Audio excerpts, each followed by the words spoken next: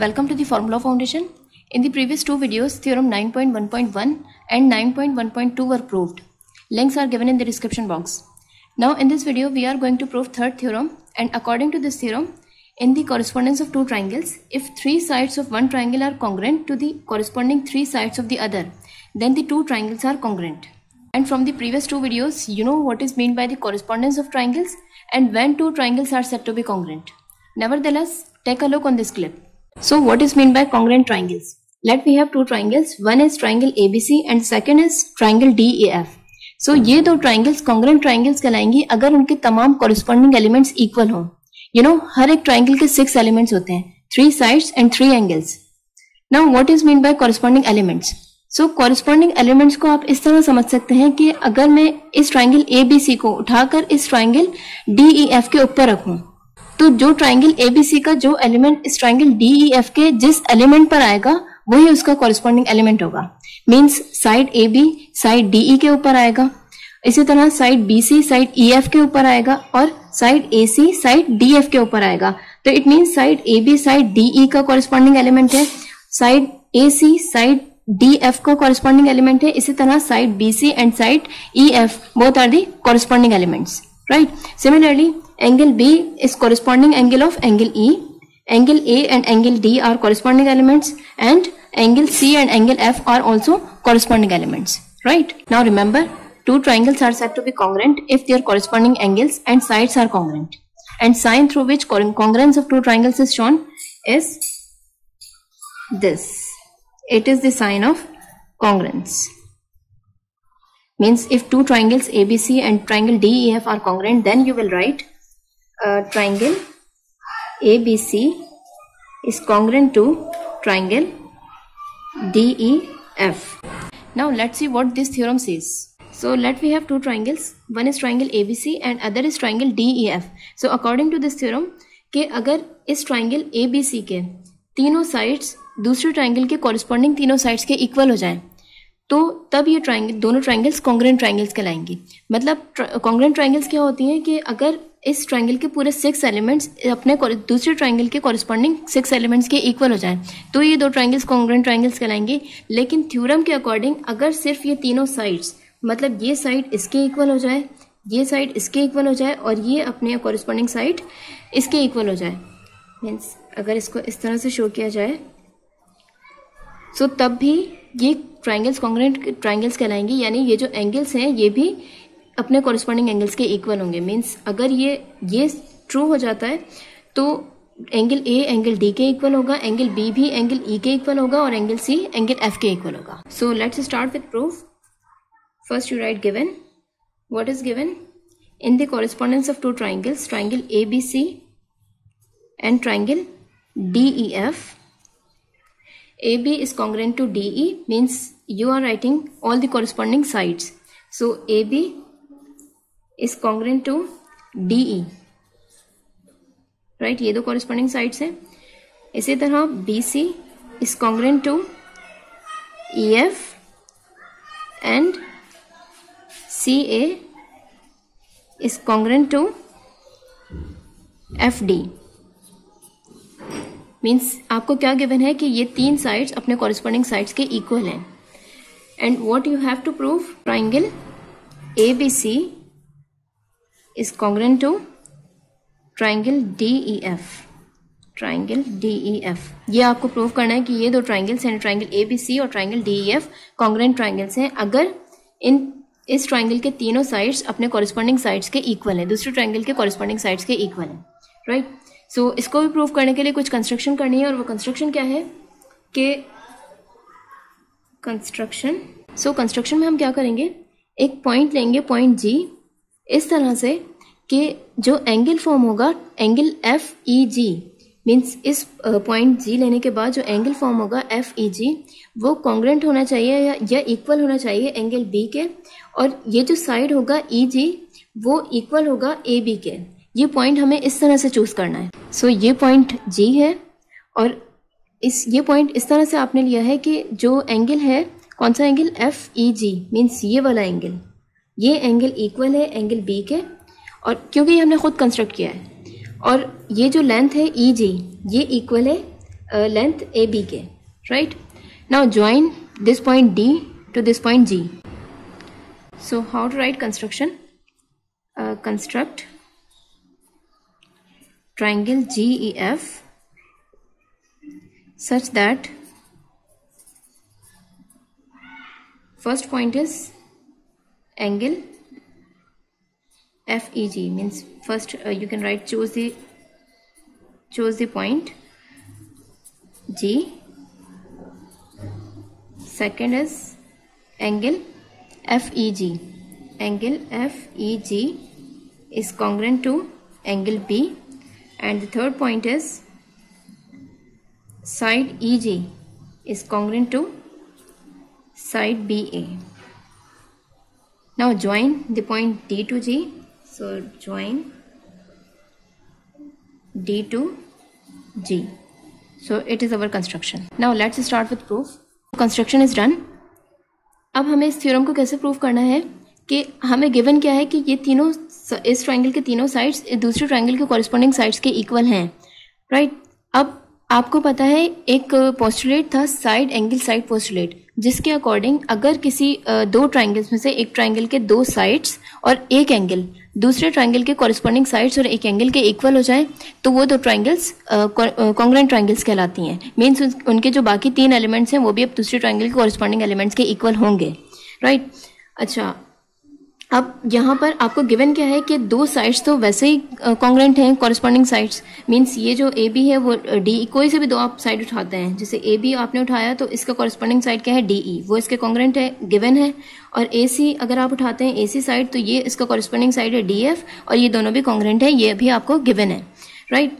अब थ्योरम को प्रूव करने के लिए कि सिर्फ आप ये प्रूव कर दें कि इनमें से कोई एक एंगल आप उठाकर दूसरा इसके कॉरेस्पॉन्डिंग एंगल दोनों इक्वल कर दें तो साइड एंगल साइड पोस्टुलेट के अकॉर्डिंग आप ये प्रूव कर देंगे कि ये दो ट्रायंगल्स कॉन्ग्रुएंट ट्रायंगल्स हैं. I hope you are getting कि आपको ये दो साइड्स की कॉन्ग्रुएंसी तो आपको गिवन है, लेकिन आपको पता है कि अगर आप साइड एंगल साइड के अकॉर्डिंग आप सिर्फ ये प्रूव कर दें कि दो साइड्स और एक कॉरेस्पॉन्डिंग एंगल इक्वल है तो दो ट्रायंगल्स कॉन्ग्रुएंट ट्रायंगल्स हो जाएंगी, राइट. सो ये दो तो ऑलरेडी कॉन्ग्रुएंट हैं, अब आपको सिर्फ एक एंगल की कॉन्ग्रुएंसी प्रूव करनी है. तो इस थ्योरम में सिर्फ अगर हम एक एंगल की कॉन्ग्रुएंसी प्रूव कर दें तो फिर ये दोनों ट्रायंगल्स की कॉन्ग्रुएंसी प्रूव हो जाएगी. सो अभी जो भी हम थ्योरम प्रूव करेंगे उसमें हम क्या करेंगे, हम एक एंगल और इस थ्योरम में इस एंगल डी को एंगल ए के कॉन्ग्रुएंट बनाएंगे. So let's start with proof. So statement is in the correspondence of two triangles triangle ABC and triangle GEF. So हम कौन सी दो ट्रायंगल्स की बात कर रहे हैं, एक ट्रायंगल एबीसी और दूसरी ट्रायंगल जीईएफ, मीन्स जो हमने खुद कंस्ट्रक्ट की थी.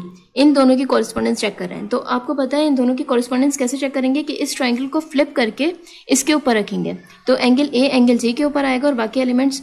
तो अब इन दोनों ट्रायंगल्स की कॉरेस्पॉन्डेंस में first statement is B C is congruent to E F. B C is congruent to E F and the reason is given. B C is congruent to E F. अब देखिएगा जो given था उसमें ये दो triangles हमें given थी, triangle ABC और ट्रायंगल डीईएफ, जिसमें से हर एक साइड अपने कॉरेस्पॉन्डिंग साइड के इक्वल था. तो बीसी इक्वल था ईएफ के, ये आपको गिवन था. BC is congruent to EF. So हमने स्टेटमेंट में ये लिखा है कि BC is congruent to EF और इसका रीजन क्या है, given, right. Now second is angle B is congruent to angle GEF और रीजन क्या है, कंस्ट्रक्शन. देखिएगा कि angle B is congruent to angle GEF. So ये तो ऑब्वियस है कि जब हमने कंस्ट्रक्शन की थी तभी हमने कंस्ट्रक्शन ही इस तरह से की थी कि angle such that angle angle F E G is congruent to angle B, right. Means हमने पॉइंट जी ही इस तरह से चूज किया था. अच्छा, रिमेंबर कि हमने इसको एंगल ई क्यों नहीं कहा, क्योंकि इस पॉइंट पर सिर्फ ये एक एंगल ही एग्जिस्ट नहीं करता, बल्कि यहाँ पर ये भी एक एंगल है, ये भी एक एंगल है और एक ये पूरा भी एक एंगल है. तो इस पॉइंट पर तीन एंगल्स एग्जिस्ट करते हैं, इसलिए हम इसको सिर्फ एंगल ई से कॉल नहीं कर सकते, right. Now the third statement is B A is congruent to GE and reason is construction. B A is congruent to GE, B A is congruent to GE. तो ये दोनों चीजें आपकी construction में है कि कंस्ट्रक्शन हमने इस तरह से की थी कि ये एंगल इसके इक्वल था और ई G is congruent to be ए. तो इसका रीजन भी क्या होगा, कंस्ट्रक्शन. सो अब देखिएगा दो साइड्स, मतलब एक साइड BC और एक साइड BA कॉन्ग्रेंट है दूसरे ट्राइंगल के कॉरेस्पॉन्डिंग साइड्स के, और एक ट्राइंगल का एंगल B इक्वल कॉन्ग्रेंट है या इक्वल है दूसरे ट्राइंगल के कॉरेस्पॉन्डिंग एंगल के। इट मीन्स दो साइड्स और एक एंगल इक्वल है दूसरे कॉरेस्पॉन्डिंग साइड और इक्वल के। So according to side angle side postulate, ये दो ट्राइंगल्स, कौन से दो ट्राइंगल्स, ट्राइंगल ABC और ट्राइंगल GEF, ये दोनों ट्राइंगल्स कॉन्ग्रेंट ट्राइंगल्स हैं, right, according to side angle side postulate, क्योंकि दो साइड्स और एक कॉरेस्पॉन्डिंग एंगल इक्वल है, right. Now by the congruency of the triangles you can say that AC is congruent to GF। Means अब क्योंकि ये दो ट्राइंगल्स, आपने ये प्रूव कर दिया कि ये दो ट्राइंगल्स कॉन्ग्रेंट ट्राइंगल्स हैं, इट मीन्स कि इसके पूरे 6 एलिमेंट्स, इस ट्राइंगल के पूरे 6 एलिमेंट्स इस ट्राइंगल GEF के पूरे 6 कॉरेस्पॉन्डिंग एलिमेंट्स के इक्वल हैं, राइट। सो अब जो बाकी कॉरेस्पॉन्डिंग एलिमेंट्स है, मीन्स जब आप इस ट्राइंगल को इसके ऊपर रखेंगे, फ्लिप करके इसके ऊपर रखेंगे, तो ये जो एलिमेंट है साइड AC ये GF के ऊपर आएगा। और क्योंकि ये दो ट्राइंगल्स कॉन्ग्रेंट ट्राइंगल्स हैं, तो by the congruency of the triangle AC equal है GF के, right. So you can say that AC is congruent to GF and angle A is congruent to angle G। Why? Because angle A and angle G are also corresponding elements. Angle A and angle G ये भी दोनों corresponding elements हैं, और क्योंकि ये दो triangles congruent triangles हैं, तो by the congruency of the triangle angle A is also equal to angle G। Now but DF is congruent to AC, DF is congruent to AC, और ये क्या है आपके पास गिवन। क्यों? क्योंकि DF यानी FD is congruent to AC या CA। अब देखिएगा कि AC GF के भी इक्वल है, ठीक है, bye the congruency of the triangles, और DF AC के भी इक्वल है, यानी AC GF के भी इक्वल है और AC ही DF के भी इक्वल है। तो जब दो डिफरेंट क्वांटिटीज एक सेम क्वांटिटी AC के इक्वल है, so by the transitive property अगर दो डिफरेंट वैल्यूज एक सेम वैल्यू के इक्वल हो तो ये दो वैल्यूज भी सेम होंगे। So by the transitive property you can say that GF is also equal to DF, right. Means transitive property क्या थी? Transitive property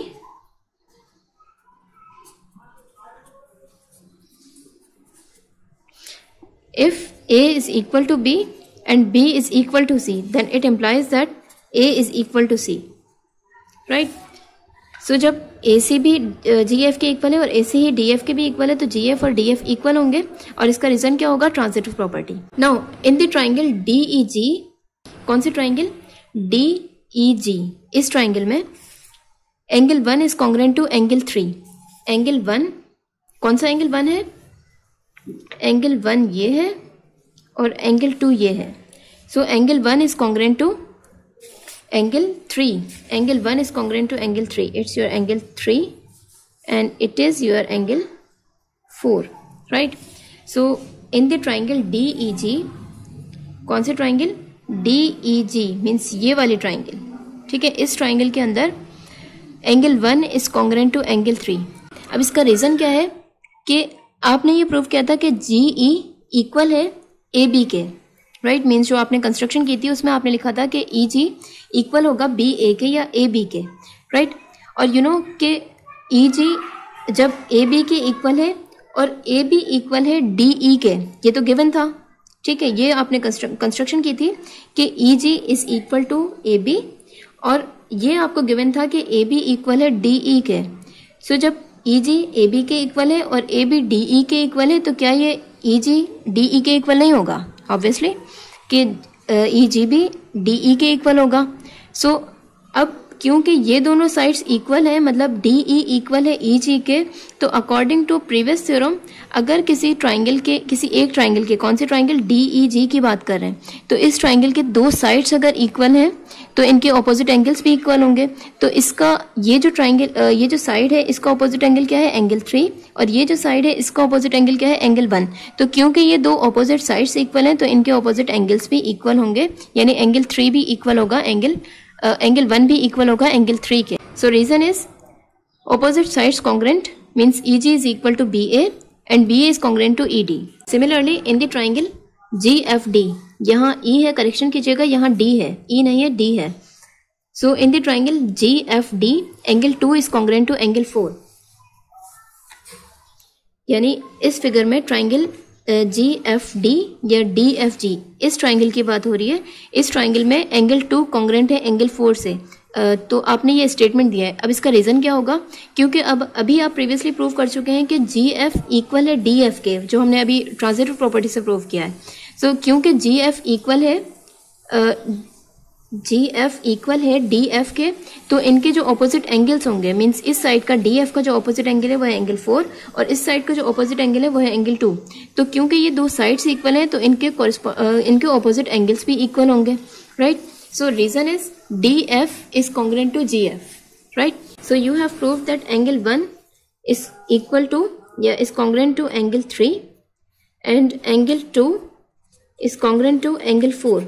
Now these are two equations, so you can add these two equations, that is angle 1 plus angle 2 is congruent to angle 3 plus angle 4, right? So additive property of the equation, measure angle 1 plus measure angle 2 is equal to angle 3 plus measure angle 4. Right, so आपने इन दोनों equations को add किया है। Now you know कि angle 1 plus angle 2 becomes angle D and angle 3 plus angle 4 becomes angle G. So you can replace angle 1 plus angle 2 by angle D and you can replace measure angle 3 plus measure angle 4 by angle G, right. So measure angle D is equal to measure angle G, right? It is the reason that measure angle 1 plus measure angle 2 is equal to measure angle D and angle 3 plus angle 4 is equal to angle G, right?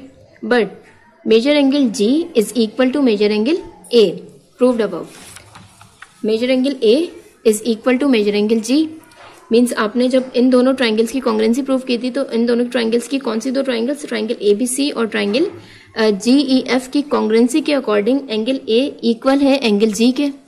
सो अब यहाँ पर देखिएगा दो statements हैं कि angle D equal है angle G के और एंगल G इक्वल है एंगल A के। तो यहाँ पर वही ट्रांजिटिव प्रॉपर्टी यूज होगी कि जब एंगल D जो है वो एंगल G के इक्वल है और एंगल G A के इक्वल है, मीन्स ये दो एक सेम क्वांटिटी दो डिफरेंट क्वांटिटीज के इक्वल है, तो इट मीन्स ये दो डिफरेंट क्वांटिटीज नहीं है बल्कि ये सेम क्वांटिटीज है। Means measure angle D is congruent to measure angle A या measure angle A is equal to measure angle D by the transitive property. Reason क्या होगा कि ट्रांजिटिव प्रॉपर्टी के अकॉर्डिंग ये दो क्वांटिटीज, कौन सी दो क्वांटिटीज, एंगल D और एंगल A दोनों कॉन्ग्रुएंट हैं, right.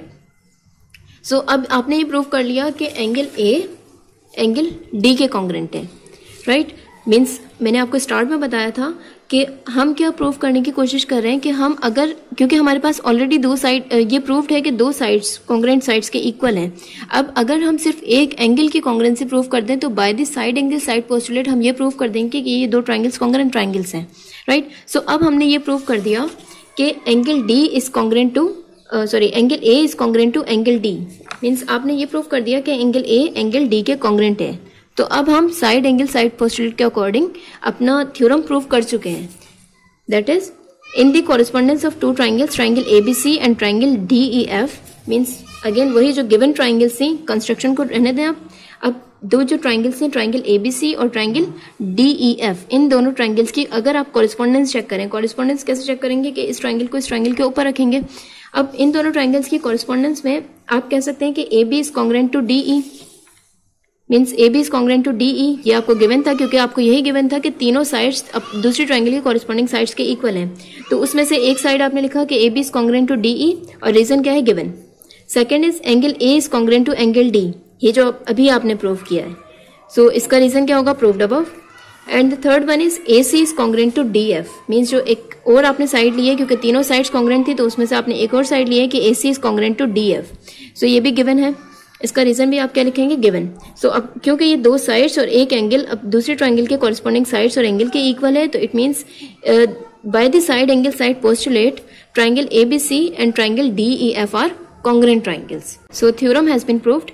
In the next video we will see theorem 9.1.4. That's it.